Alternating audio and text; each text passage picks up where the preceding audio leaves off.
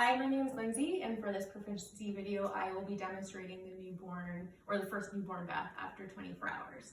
So the first thing I have done is I have done an assessment on my baby. My baby is currently skin to skin with mom. I took a temperature to ensure that we are within safe range of 36.5 to 37.4. The baby's temperature was good, so I do feel safe going ahead and proceeding with that. The baby, and I also ensured that the baby is over 24 hours old, so now is a good time. I've also asked permission from the parents if that is okay that I perform this skill, and I've also encouraged their interaction and participation, as this is a really good bonding experience between mom and baby. So the first thing I'm going to do is I am going to gather my supplies. I have my baby bath. I've also grabbed several washcloths. I've got several towels here just in case. You will need quite a few. I've also grabbed a receiving blanket from the warmer, and I've also placed a warm diaper inside just to keep it warm and to reduce any type of cold stress that may occur during this. So the first thing I'm going to do is I am going to do some hand hygiene. Due to COVID, I will be wearing my mask. I will also be wearing gloves.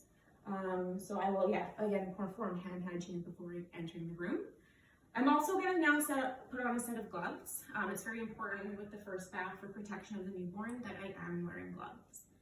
So this baby was currently skin to skin with mom, just to encourage that thermoregulation, as babies do get cold a lot faster. So I am going to grab the baby off of mom. And the first thing I'm going to do is I am going to wrap the baby in the first blanket. So I'll just swaddle them.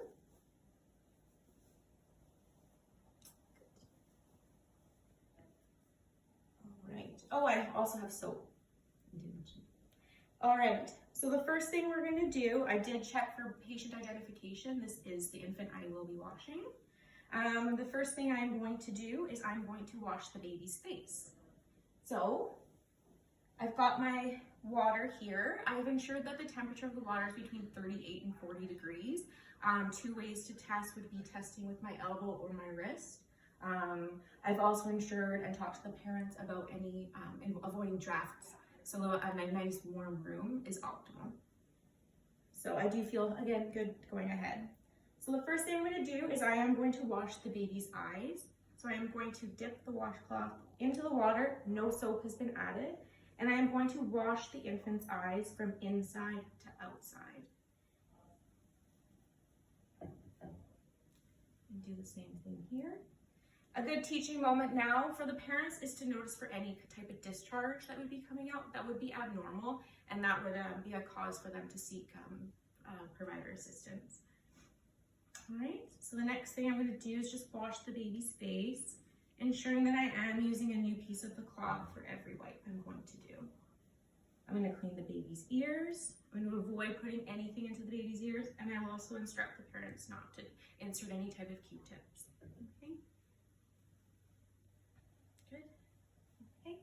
The next thing I'm going to do is I am going to wash the infant's head. I will get my soap, put some on my hand, and I will wash and lather the baby's head. It is very common for newborns to cry, so I will let the parents know that that is normal and that it will become a much more bonding experience a bit later. Okay. The next thing I'm going to do is I'm going to rinse the baby's head nice and thoroughly. All right. So once that is done, and it's important to dry the baby's head right away. Okay. Babies lose heat a lot faster than adults do, so it's very important that we are drying very thoroughly and getting into all the folds.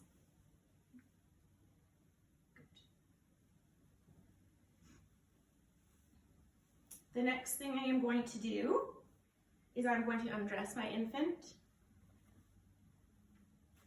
And I am going to take the diaper off.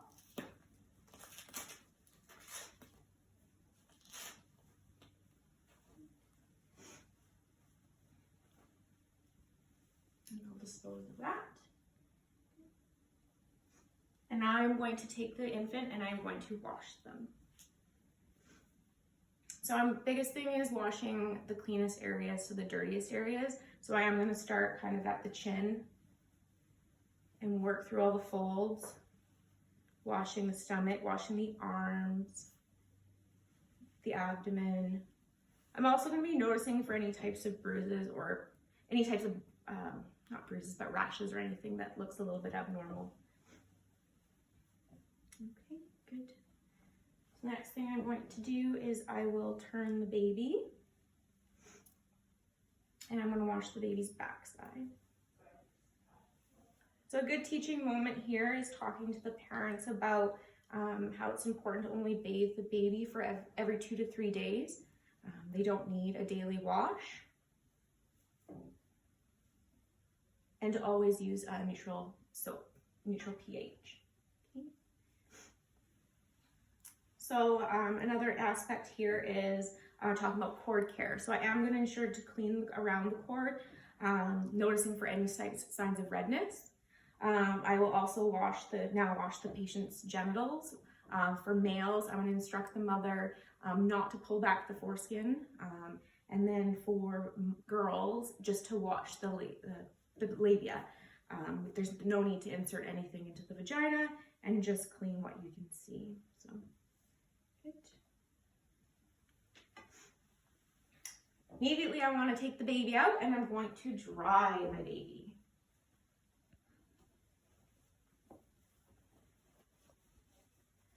Getting into all the different folds.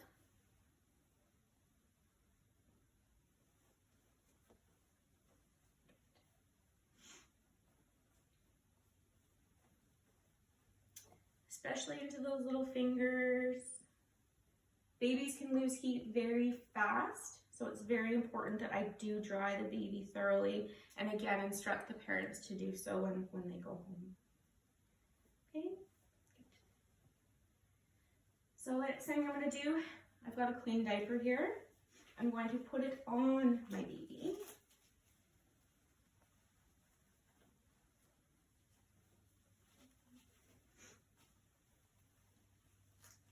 One of the other important aspects I didn't really talk about earlier, before you do bathe an infant, it's always important to ensure that the baby hasn't eaten for about 1 hour beforehand. The reason that is it can cause regurgitation. Babies don't like water, especially in the first couple weeks. So it's important that I am just making sure to cover that. Okay. So now I'm going to place the baby into my warm blanket here. I've asked the mother if she would like to do some skin to skin, and she would. So this is at the time I would now place the mother skin to skin with the baby, as so, and I could place the warm blanket just over top of the infant. And then now would be a good time to maybe after 10 minutes to initiate some more breastfeeding. So give that to the mother.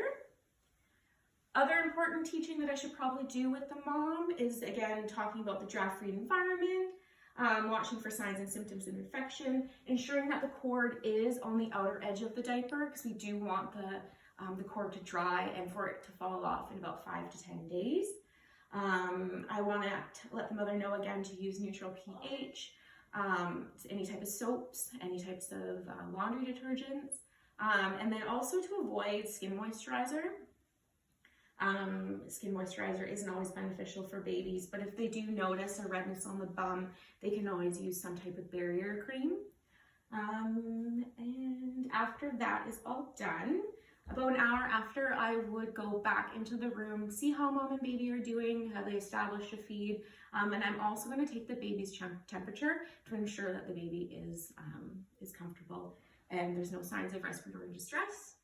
Which would just be, again, increased respirations would be one of the first things I would look for. And that is that.